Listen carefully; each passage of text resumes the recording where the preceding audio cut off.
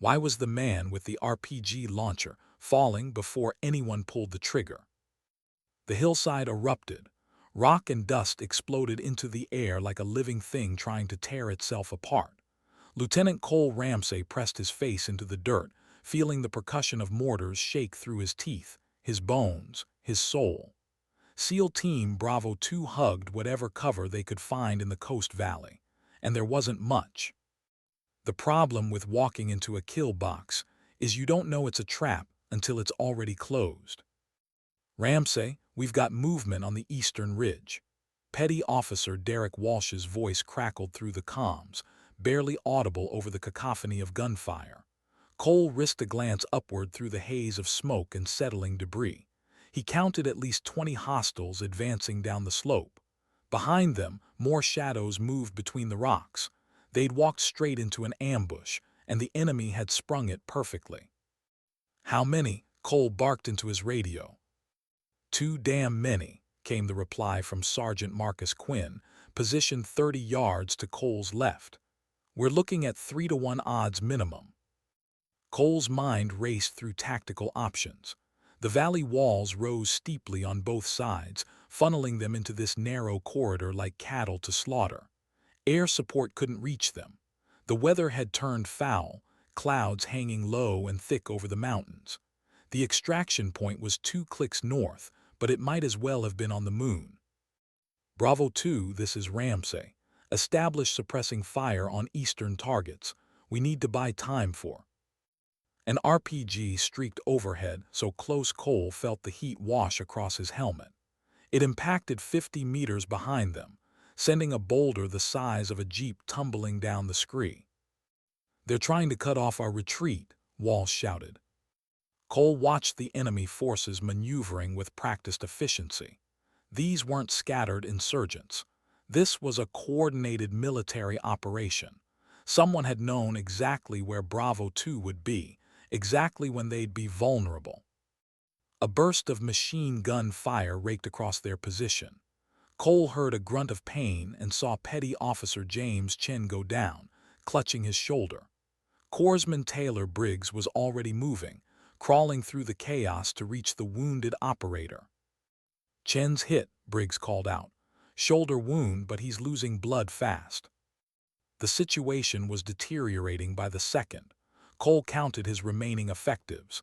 7 men still combat-ready, 1 wounded, ammunition running low, no air support, enemy forces closing from 3 sides. The tactical calculus was brutal and simple. They had maybe 10 minutes before this became a massacre. "Ramsay, we need to move now." Quinn's voice held an edge of desperation Cole had never heard from the veteran sergeant before. Cole was about to give the order to fall back when he saw it. The glint of an RPG launcher being raised on the western ridge. The shot would be perfect, right into the center of their defensive cluster. There was nowhere to go, no time to scatter. "RPG West, take cover." But even as he shouted the warning, Cole knew it was too late. They were about to die in this godforsaken valley, and there wasn't a damn thing he could do about it. Then the world changed with a single sound. Crack! The sound was different from the chaos surrounding them. Cleaner, sharper, carrying across the valley with an almost musical clarity. Cole's brain, trained through thousands of hours of combat, recognized it instantly. A precision rifle, high caliber, fired from extreme range. The man with the RPG launcher dropped like a puppet with cut strings. The weapon clattered down the rocky slope, unfired. For a heartbeat, the battlefield seemed to pause. Even the enemy fighters hesitated, confused by what had just happened. "What the hell?" Walsh breathed over the comms. Another shot rang out. Crack! A hostile machine gunner spinning toward their position went down, his weapon falling silent. Then another. Crack! The enemy commander, identifiable by his distinctive headgear, collapsed mid-gesture. 3 shots, 3 kills, each one impossibly precise, fired from a distance that should have been beyond effective range for any conventional sniper rifle. Who fired those shots? Cole demanded into his radio. "Who's providing support?" Silence answered him. Each member of Bravo 2 checked in negative. None of them had the angle, the equipment, or the skill for what they'd just witnessed. "Ghost shooter," Quinn muttered. "Has to be." Cole's eyes swept the surrounding ridgelines, searching for muzzle flash, movement, any sign of their mysterious benefactor. The enemy forces were also looking now, their advance stalling as they sought cover from an invisible threat. Crack, another shot. A hostile heavy weapons specialist went down. Crack, then another. The precision was inhuman, mechanical, as if some targeting computer had been given human form and a rifle. "Whoever they are, they're buying us time," Cole said, making the decision in an instant. "Bravo 2, execute tactical withdrawal. Move north toward the extraction point. Briggs, get Chen mobile. Walsh, Quinn, your rear guard, go." The team moved with practiced efficiency. Even in their exhausted state, they bounded backward in pairs, one element covering while the other relocated, eating up precious yards of ground. The mysterious sniper continued to fire, each shot selecting the enemy fighters who posed the greatest immediate threat. It was like having a guardian angel with a rifle scope. They'd covered maybe 300 yards when Cole saw her. She came down the cliff face like liquid shadow, repelling from an overhang that shouldn't have provided enough anchor point for a squirrel, much less a fully equipped sniper. Her movements were economical, precise, each motion flowing into the next without wasted energy. She wore no standard uniform, just practical field gear in desert colors. A rifle slung across her back that Cole didn't recognize from any military inventory. And then she turned to look at him. Cole's world stopped. The face was older, harder, weathered by sun and hardship. 3 years had carved lines around her eyes and mouth that hadn't been there before. But those eyes, sharp, intelligent, fierce, were unmistakable. "Serena." The word came out as barely a whisper. Serena Vale, Force Recon Operator, former Marine Scout sniper, his partner on a dozen classified operations. The woman who taught him to read terrain like a book, who could shoot the wings off a fly at 800 yards, who'd saved his life more times than he could count. The woman whose after-action report 3 years ago had ended with the words, "Killed in action." She was standing 20 feet away from him, very much alive. "You're dead." Cole heard himself say the words, stupid even as they left his mouth. Serena Vale didn't smile. She didn't rush forward for an emotional reunion. She simply unslung her rifle. Cole recognized it now as a custom-built precision weapon, not standard military issue, and scanned the ridgeline with professional detachment.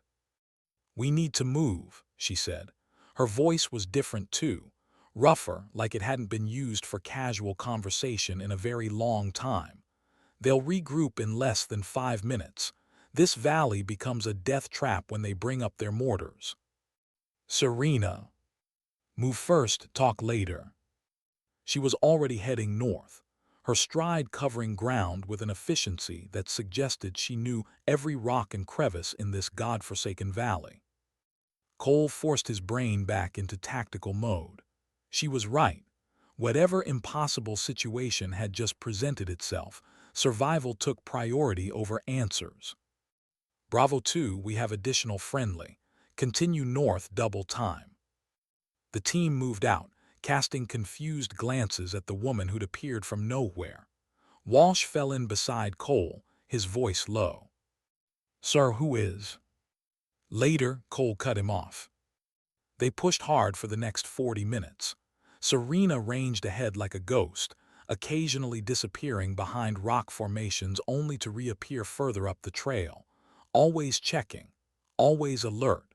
She moved through the terrain like she owned it, like she'd been born in these mountains. Twice more, enemy patrols tried to intercept them. Twice more, Serena's rifle spoke with that distinctive crack, and the threat evaporated before it could materialize.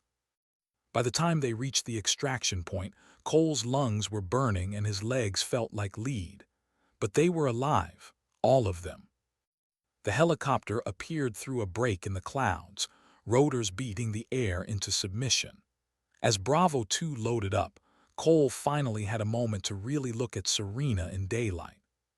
She'd changed, not just physically, though the weight loss and the weathering were obvious. There was something harder in her eyes now, something that hadn't been there before, a distance, a wariness. Like she'd learned not to trust anything or anyone. "You need to come with us," Cole said over the rotor noise. "We need to debrief. You need medical attention, you need." "I need to disappear," Serena said. "Again." "Serena, you're supposed to be dead. There are going to be questions, a lot of questions." "I know." She glanced at the helicopter, then back at him. "That's why I can't get on that bird." "Then what the hell are you doing out here?" For the first time, something flickered across her face. Something that might have been pain or regret or both. "Surviving," she said simply, "same as you." "What does a dead woman have to lose?" Cole Ramsey sat in the debriefing room at Camp Leatherneck, staring at the after-action report on his tablet. The words kept blurring together. 48 hours had passed since the Coast Valley ambush. 48 hours since he'd seen a ghost. "Lieutenant Ramsey," the intelligence officer across the table cleared his throat. "You were saying someone provided overwatch during your withdrawal." Cole looked up. Major Richard Kessler, mid-40s, impeccable uniform, the kind of career intelligence officer who'd never missed a day at the gym or a chance to advance his position. His eyes were sharp, calculating. "Too calculating." "That's correct, sir," Cole said carefully. "Sniper support, extremely effective, eliminated multiple high-value targets." "And you couldn't identify this individual?" Cole had spent the last 2 days thinking about how to answer that question. He could tell the truth. "Serena Vale saved our lives. Serena Vale, who you people declared KIA 3 years ago." But something in his gut told him that truth would be dangerous. Not for him, for her. "Negative, sir. They maintained distance, never made contact beyond providing fire support." Kessler's expression didn't change, but Cole caught something in his eyes. Recognition, concern, fear. "I see," Kessler made a note on his own tablet, "and this mysterious sniper just disappeared." "Yes, sir." "Interesting." Kessler leaned back in his chair. "You know, Lieutenant, we've had reports of an independent operator in that region for about 18 months now, extremely skilled, possibly a former NATO asset, someone who knows our tactics, our patterns, someone who's been interfering with operations in ways that are problematic." "Interfering how, sir?" "Let's just say certain intelligence operations have been compromised. Certain assets have gone missing. Certain carefully planned scenarios have been disrupted." Kessler's voice was mild, but his eyes were cold. "This individual has become a liability." Cole felt something cold settle in his stomach. "Sir, whoever provided overwatch in the Coast Valley saved 8 American lives. I'd hardly call that a liability." "From your perspective, perhaps," Kessler stood. "But you don't have the full picture, Lieutenant. You don't know what this person may have done before they decided to play hero for your team." After Kessler left, Cole sat alone in the debriefing room, his mind racing. Something was wrong, deeply wrong. The way Kessler had talked about the mystery sniper, about Serena, though he'd never used her name, hadn't been concerned for national security. It had been personal. Cole pulled out his phone and made a call to someone he hadn't spoken to in years. Gunnery Sergeant Maria Chen, now working in military records at Quantico. "Cole Ramsey," Maria's voice was warm. "I heard about the Coast Valley, hell of a thing, you guys got lucky." "Maria, I need a favor, off the books." The warmth in her voice cooled. "How far off?" "Deep off. I need everything you can find on an operation 3 years ago. Kunduz Province. Marine Force Recon. specifically anything related to Serena Vale. There was a long pause. Cole, that file is sealed. Command authority only. I know. You're asking me to commit a career-ending breach of security protocols. I am. Another pause, longer this time. She saved your ass in the Coast Valley, didn't she? Cole closed his eyes. Yeah. Give me 48 hours. The information Maria sent him 2 days later was encrypted 6 ways from Sunday and came with a message. This is the only copy. Burn after reading. We never talked. Cole read it in his quarters with the door locked and his phone in a signal-blocking bag. 3 years ago, Serena Vale had been part of a reconnaissance mission in Kunduz province. Her team was tasked with identifying a high-value target for a drone strike. Standard operation. Routine surveillance. Except it wasn't routine. The target was a compound allegedly housing a Taliban commander. Intelligence provided by Major Richard Kessler's unit indicated imminent planning for an attack on coalition forces. Time-sensitive. High priority. Serena had been the eyes on target, and she'd reported something that didn't match the intelligence briefing. The compound wasn't a Taliban safe house. It was a civilian dwelling, families, children. She'd called off the strike. Kessler had overruled her, claimed her assessment was compromised, ordered the strike anyway. 12 people died, 10 of them civilians, 3 of them children under the age of 10. The official report blamed faulty intelligence, collateral damage, unfortunate but unavoidable in the fog of war. But Serena hadn't let it go. She'd started digging, started questioning, started finding discrepancies in other operations Kessler had supervised. Pattern emerged. Kessler had been manipulating intelligence, engineering scenarios where civilians' deaths could be written off as necessary casualties. Why? The report didn't say, but it hinted at money, at connections to private military contractors who profited from prolonged conflict. Serena had gathered evidence. She'd been preparing to file a formal complaint. And then her team had been sent on another mission, another routine reconnaissance operation in Kunduz. They'd been ambushed, 4 operators killed. Serena declared missing, presumed dead. The official story said it was bad luck, wrong place, wrong time. But the timing was convenient, too convenient. Cole read the file 3 times, memorizing every detail.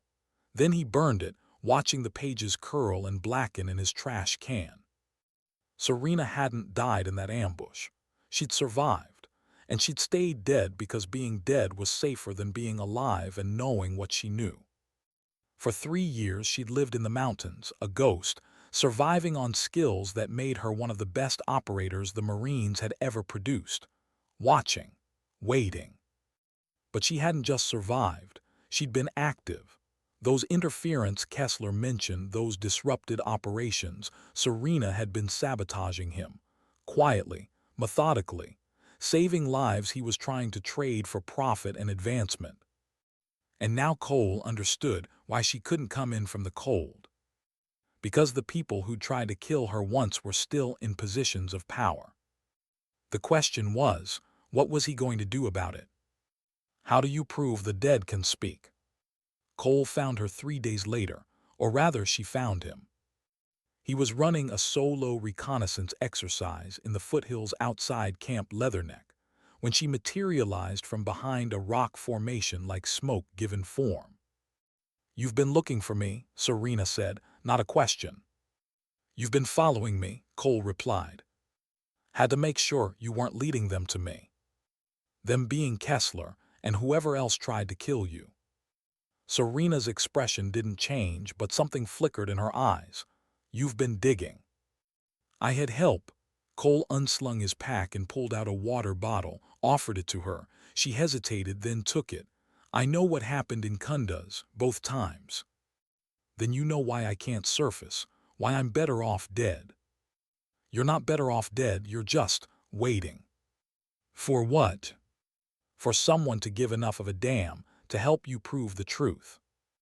Serena laughed, but there was no humor in it. And you think you're that someone? Cole, these people have resources, connections, power. They made me disappear once. They'll do it again. And they'll make sure it sticks this time. Maybe, but I've got something they don't. What's that? A team who owes you their lives. A team who won't look the other way. Serena was quiet for a long moment, studying him. You really want to do this? You want to go to war with your own command structure? It's not my command structure if they're killing Marines to cover up war crimes. She smiled then, small, sad, but genuine. You always were the idealistic one. And you always were the pragmatic one. So here's the pragmatic question: can we win? Serena sat down on a nearby rock, finally allowing herself to show the exhaustion she must have been carrying for 3 years. Kessler's smart, careful. He's covered his tracks. The official reports are airtight. The evidence I gathered 3 years ago is gone, destroyed in the ambush. But you remember it. Memory isn't evidence. Then we'll get new evidence. How? Cole sat down across from her. Kessler's still operating. You said he's been running scenarios for 18 months that you've been disrupting. That means there's a pattern. We document it. We build a case. We bring it to someone higher up the chain who isn't compromised. That's a hell of a gamble. And even if it works, even if we expose him, I'm still officially dead. They'll bury me in some black site for being AWOL for 3 years. Not if you were never AWOL. Not if you were operating under deep cover to investigate corruption in the intelligence apparatus. Serena stared at him. You want to retroactively legitimize 3 years of unauthorized operations. I want to turn a liability into an asset. You've been gathering intelligence on Kessler for 18 months. That's valuable. That's actionable. If we present it the right way, you're not a problem to be solved. You're a resource. That's insane. Yeah, but it might work. Serena was quiet again, thinking it through. Cole could see the calculation happening behind her eyes. Risk versus reward. Truth versus survival.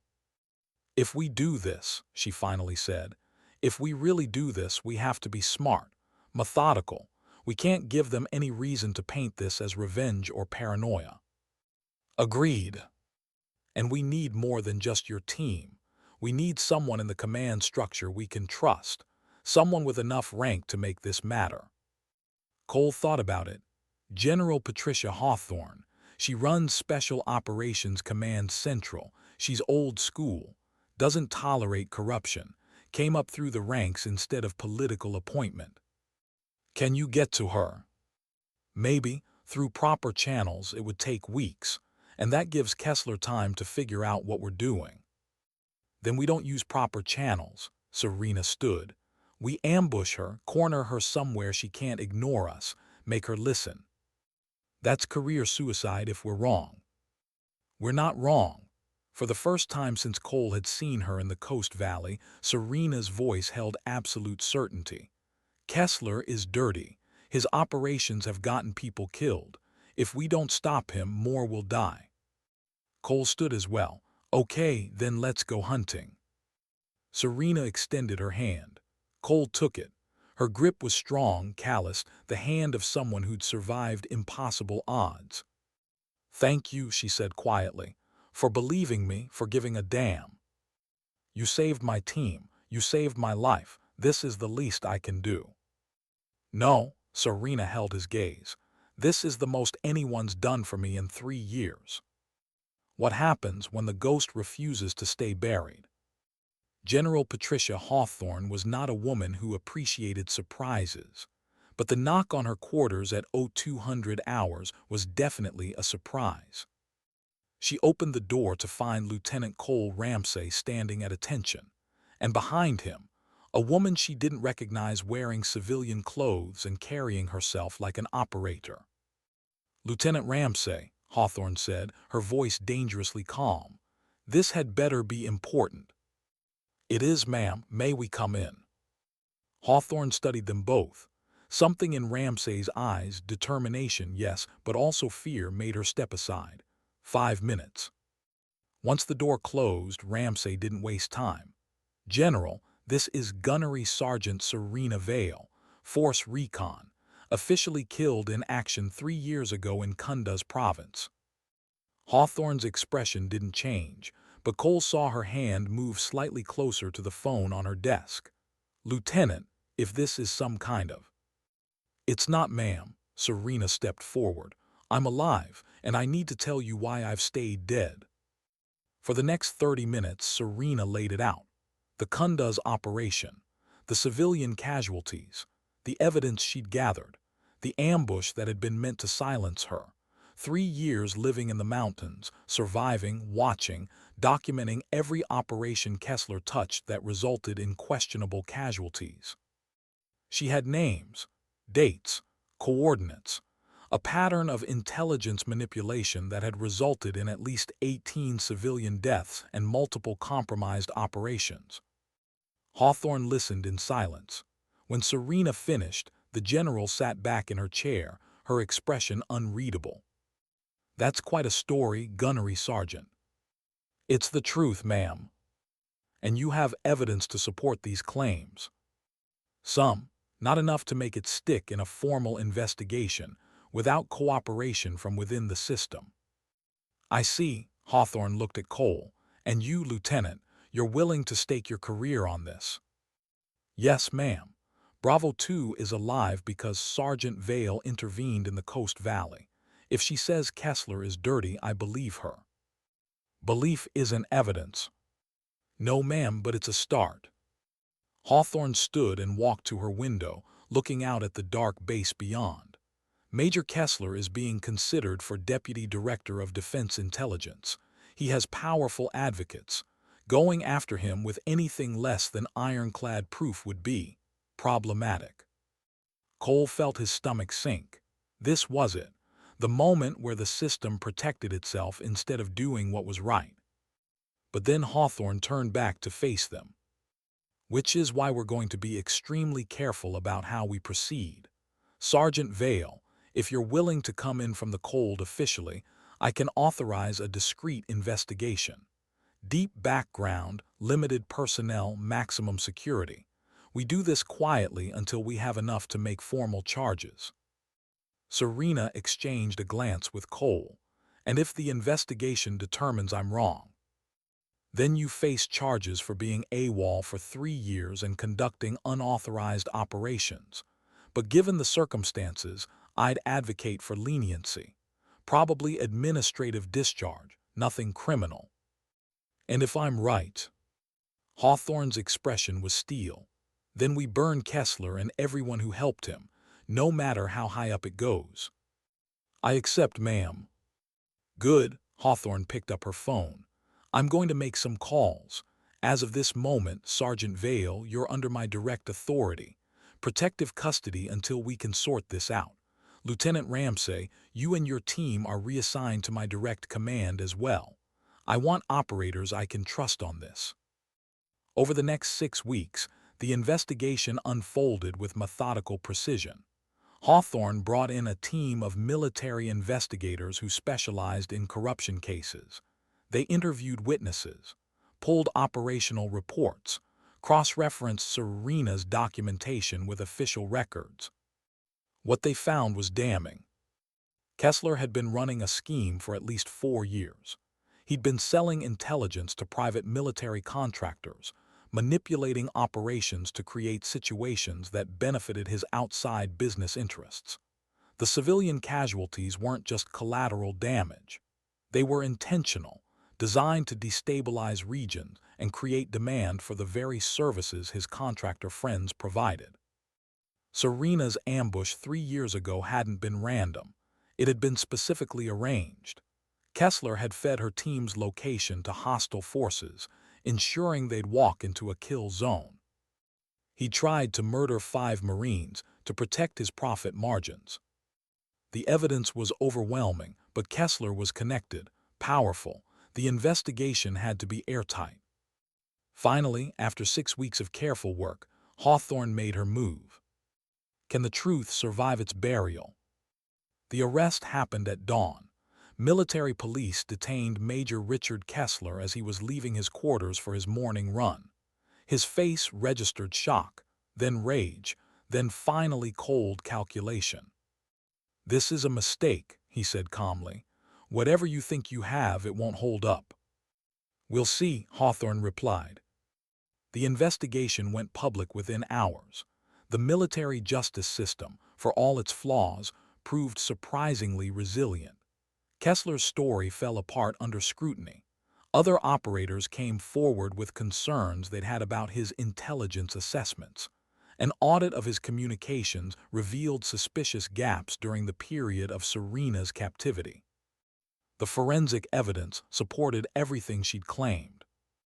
In the end, Richard Kessler was arrested and charged with conspiracy, obstruction of justice, and attempted murder of a federal agent. His nomination for deputy director was withdrawn. Several of his associates in the intelligence community quietly retired. And Serena Vale was officially resurrected. The ceremony was private, held in a nondescript conference room on Fort Bragg. A two-star general presented Serena with orders restoring her to active duty, along with a commendation for actions above and beyond in hostile territory. No mention of the conspiracy, the cover-up, the 3 years of hell. Just a bureaucratic acknowledgement that she had, in fact, not been dead. Cole attended in dress uniform, along with Quinn and the rest of Bravo 2. They'd become oddly protective of Serena over the weeks of the investigation. This fierce ghost who'd saved their lives and then refused to disappear quietly when powerful people wanted her gone. Afterward in the hallway, Cole found Serena staring at the commendation like it might bite her. "Strange feeling," he asked, "being alive again." Serena laughed shortly. "You could say that. I'm not sure I know how to do it anymore." "You'll figure it out." "Will I?" She met his eyes. "Cole, I've spent 3 years being a ghost. No attachments, no connections, no expectations beyond surviving another day. I don't know how to be part of a team again, how to follow orders from people I don't trust, how to pretend everything's normal when I know it isn't." "So don't pretend, just be honest." "Honest?" She tested the word. "That's a luxury I haven't been able to afford." "Consider it a gift then, from someone who's really glad you're alive." Serena was quiet for a long moment. When she spoke again, her voice was softer. "The night before Kunda's, you told me something. You remember." Cole did remember. They'd been prepping gear, just the two of them in the equipment room, and he'd said words he'd regretted for 3 years. Not because they were untrue, but because he'd never got to find out if she felt the same way. "I remember," he said. "I never got to answer, and then I spent 3 years thinking I'd never get the chance." Serena turned to face him fully. "So here's my answer. Yes. Whatever you were asking, whatever you were offering, yes." Cole felt something that had been broken inside him for 3 years suddenly snap back into place. Not healed, healing would take time, but at least aligned properly again, ready to start mending. "The brass is offering me a training position," Serena continued. "Teaching advanced reconnaissance and marksmanship at Quantico. It's safe, respectable, doesn't involve getting shot at. I should probably take it. But there's another option.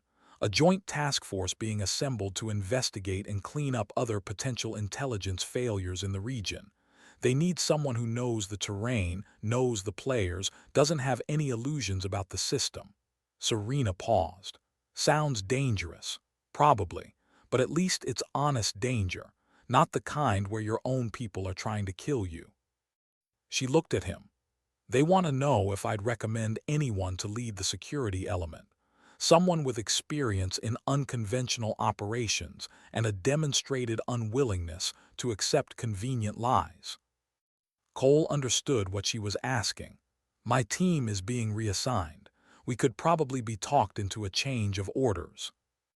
It would mean more time in theater, more operations that might turn complicated, more chances to make powerful people angry. "Sounds like Tuesday," Cole said. Serena smiled then, really smiled, and for the first time since he'd seen her on that hillside, Cole glimpsed the person she'd been before everything went wrong. Still there, still fighting, still refusing to quit even when quitting would be easier. "Then I guess we'd better get started," she said. They walked out of the building together, into sunlight that felt somehow brighter than it had that morning. Behind them was a past full of mistakes and cover-ups and losses that couldn't be undone. Ahead was an uncertain future, and a system they both knew was flawed and dangerous. But they were walking into it together, eyes open, ready for whatever came next. What's worth fighting for when the battle's already been lost? 3 years ago, Cole had given an order that haunted him ever since. He'd thought he'd lost Serena to that decision, lost part of himself in the process. Now, impossibly, he'd gotten a second chance, not to change the past, but to make the future different. They stood in the parking lot, two operators in dress uniform, survivors of a conspiracy that had tried to bury them both, now facing a future that was uncertain but at least honest. "Hey, Cole," Serena said as they reached her car. "About that thing you said before Kunda's." "Yeah. We should probably talk about it properly sometime, when we're not in the middle of a bureaucratic nightmare or a combat zone." "I'd like that." "Good, because I'm done with half-finished conversations and things left unsaid." She glanced at him, her expression serious but with warmth underneath. "Life's too short.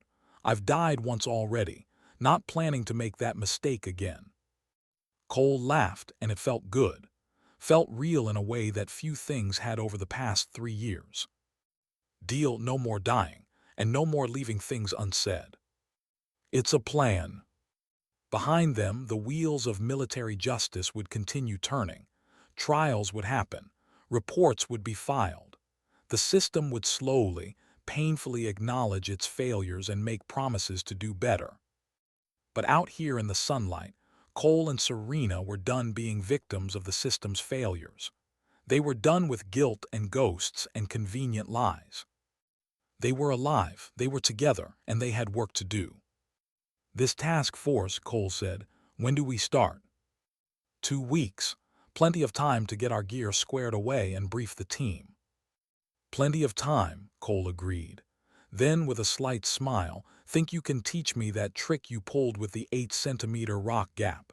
That was a hell of a shot." "That was just showing off." Serena's eyes glinted with something that might have been the ghost of her old humor. "The real trick is everything I did before pulling the trigger. Breathing, calculating, patience. You always wanted the quick wins, Cole. Sometimes the best shot is the one you take your time with." "Is that a metaphor?" "Maybe."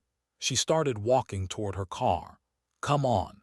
If we're going to be working together again, you need to see how much your shooting stance has deteriorated in 3 years. It's embarrassing." "My stance is fine." "It's terrible. You're lucky I was there to save your life." "I saved your life." "Only after I saved yours first." They were still arguing, still laughing as they drove away from Fort Bragg. Behind them, the past remained heavy, scarred, impossible to forget. But ahead was something they'd both thought they'd lost. A future, a partnership, a second chance. And sometimes, in a world full of lies and cover-ups and convenient deaths, a second chance was the most valuable thing you could fight for. The ghost had come back from the dead. The truth had survived its burial. And two operators who'd been forced apart by conspiracy and lies had found their way back to each other. It wasn't a perfect ending. The scars would remain. The system would still be flawed. The dangers would still be real. But it was honest, it was true, and it was theirs. Some battles aren't won with bullets. Some victories don't come with medals. And sometimes, the greatest act of courage isn't charging into fire. It's refusing to let the truth die, even when the whole world wants it buried. Dignity doesn't need witnesses. Justice doesn't need applause, and honor doesn't need permission. Sometimes dignity doesn't speak, it simply acts.